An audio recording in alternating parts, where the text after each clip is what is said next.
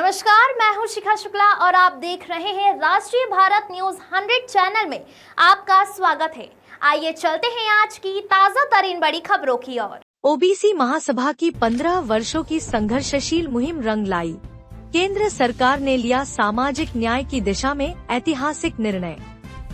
Katni OBC महासभा के प्रदेश अध्यक्ष राकेश सिंह लोधी ने स्थानीय पत्रकारों के समक्ष आयोजित एक विशेष प्रेस वार्ता में कहा कि देश की सबसे उपेक्षित और वंचित आबादी को उनका संवैधानिक हक दिलाने का कार्य अब अपने निर्णायक मोड़ पर पहुंच गया है। उन्होंने बताया कि जातिगत जनगणना को लेकर ओबीसी महासभा ने बीते 15 वर्षों से एक व्यापक, सुनियोजित और निरंतर जन जागरण अभियान चलाया है। यह केवल एक संगठनात्मक अभियान नहीं, बल्कि सामाजिक न्याय और हकधिकारों की लड़ाई थी, जिसमें हजारों कार्यकर्ताओं ने हिस्सा लिया।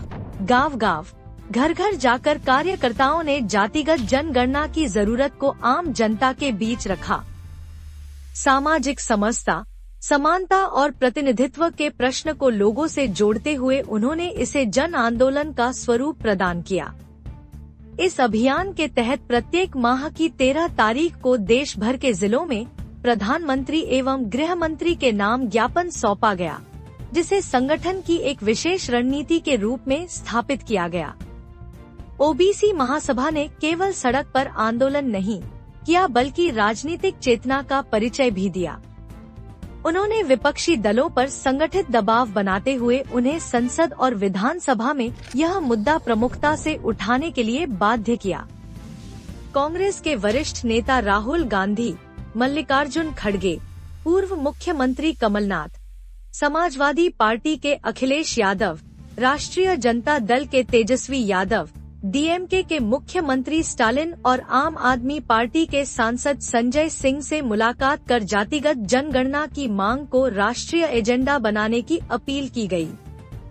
इन सभी नेताओं ने महासभा की मांग का समर्थन करते हुए इस मुद्दे को देश की सामाजिक व्यवस्था से जुड़ा अत्यंत आवश्यक कदम बताया। उन्होंने विभिन्न स्तरों पर इस विषय को उठाया और देश के राजनीतिक विमर्श में इसे मजबूती से स्थापित किया। इस व्यापक जन समर्थन और राजनीतिक दबाव का ही परिणाम रहा कि आज केंद्र सरकार को इस ऐतिहासिक फैसले की घोषणा करनी पड़ी।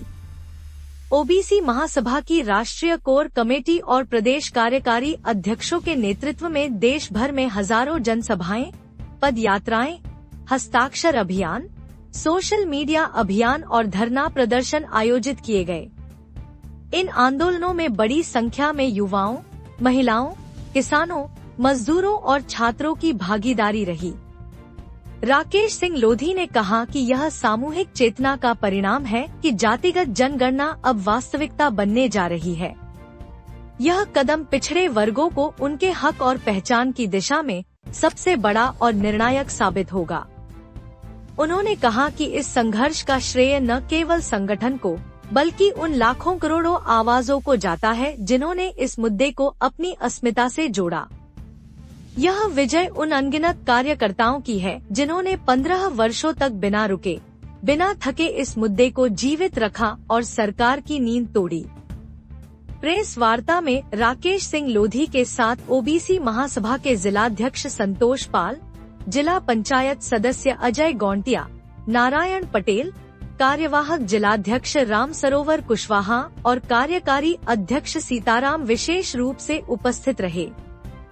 सभी पदाधिकारियों ने केंद्र सरकार के फैसले का स्वागत करते हुए कहा कि यह देश की लोकतांत्रिक व्यवस्था और सामाजिक न्याय की दिशा में मील का पत्थर साबित होगा। राष्ट्रीय भारत न्यूज 100 से संवाददाता सोमनाथ पटेल की रिपोर्ट।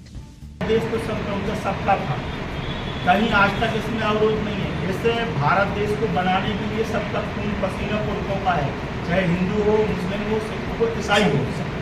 इसमें तो दो मत वाली बात नहीं है। अगर आज हम धर्म को लेकर के टारगेट का स्वतंत्रता ही हमारे संविधान में दी गई है कि जो जिस धर्म का है वो माने। जातिगत जनगणना अलग है, जातिगत जनगणना अलग है। आजाद भारत में मोदी कैबिनेट ने जो कल फैसला लिया है, ये आजाद भारत का पहला जाति गणना होने जा रही है। लेकिन जो मुद्दे की बात है, ओबीसी आपको 27% आरक्षण कांग्रेस ने डिमांड रखा था। जातिगत जनगणना का भी अगर नींव किसी पार्टी ने रखा तो वो कांग्रेस थी। कहीं न कहीं ऐसा लगता है पहलगांव में आग लगी है। देश की जनता ये देखना चाह रही है कि देश का अगला जो कदम होगा पाकिस्तान के खिलाफ क्या होगा, लेकिन जातिगत जनगणना ले आकर के कहीं ये तो सरकार की भटकाने की नीति तो नहीं है।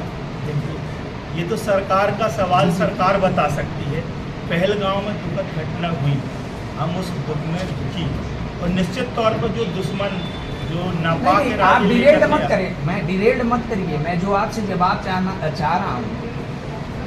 पहलगांव में आतंकवादी घटना कारित हुई, देश की जनता ये अभी आशान्वित है कि देश के प्रधानमंत्री क्या करें, लेकिन जातिगत जनगणना जो कभी भी मोदी को पसंद ही नहीं था, ऐसे समय में ले आना कहीं सरकार की कोई नीति भटकाने की तो नहीं है। क्या कहना चाहते हैं?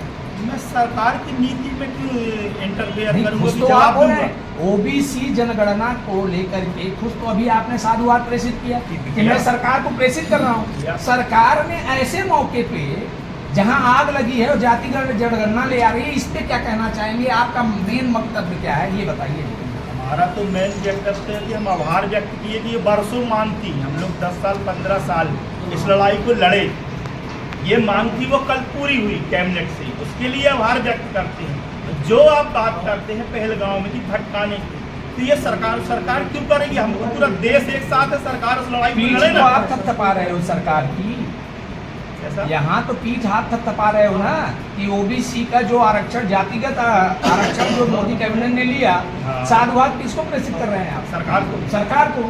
तो मैं आपसे वही प्रश्न कर रहा हूँ कि जो इस प्रकार की आतंकवादी घटना कारित हुई है और सरकार जातिगत जनगणना करा करके कहीं भटकाने का प्रयास तो नहीं करेगी, आपका वक्तव्य क्या है ये पूछना चाह रहा हूँ। मैं क्यों कहूँगा कि भटकाने के लिए स्वतंत्र है, तीनों सेनाएं हैं, पूरा देश एक से साथ में, नहीं भटकना चाहिए। हम लोग कहना चाहते हैं कि इस मुद्दे को सरकार को नहीं भटकाना चाहिए। हम तो कह रहे हैं ना, कल आक्रमण करे दुश्मनों के ऊपर, हम उसके साथ में खड़े हैं, क्यों हम कहेंगे कि भटकाना चाहेंगे? ये आपका वक्तव्य है ना? बिल्कुल है। जातिगत मतगणना जो आप लोग 15 वर्षों से मांग कर रहे हैं, हर माह में 13 तारीख को आपने एक तारीख फिक्स पत्र या ज्ञापन के माध्यम से सरकार तक पहुंचाते रहे। 10 साल तो ये भी भाजपा की सरकार हो, लेकिन इसके पहले कांग्रेस की सरकार भी थी, उनसे भी आपने मांग की, लेकिन उस मांग को ही कांग्रेस आज क्यों भाजपा से मांग कर रही है? देखिए, ये कहने की जो नहीं है, 2011 में रियलिटी तो है कि 2011 में जातिगत जनगणना हुई थी, उसका डेटा सार्वजनिक नहीं हुआ। और रही बात हम 10 साल की पोजीशन में, तो आज मोदी सरकार के है ना सर, उसके लिए तो पीछे हम लोग अग्रसर है ही ना। जो आंदोलन आपने किया है वो जारी रखेंगे, नहीं यदि उसको धरातल पर नहीं उतारते? 101% जब हम सत्ता पक्ष विपक्ष सभी लोगों का सहयोग ले रहे हैं, तो हमारा प्रमुख मुद्दा है। ये लगातार आप गौरीबंद एसडीएम कार्यालय में भी हर महीने ज्ञापन देते थे अपने और साथियों को जो संघर्ष करते थे आपके साथ में, और उन्हें क्या कहना चाहते हैं आप अपने माध्यम से? देखिए, जो हम तो कहना चाहते हैं कि संघर्ष की परिभाषा ये होती है, जब भी संघर्ष हुआ है निश्चित तौर पर हुआ है, आसानी हुआ है। कई बार हमारे लोग कहते थे कि ये तमाम खबरों को देखने के लिए बने रहिए हमारे साथ। हमारे चैनल को लाइक करें, शेयर करें और हाँ, सब्सक्राइब करना ना भूलें।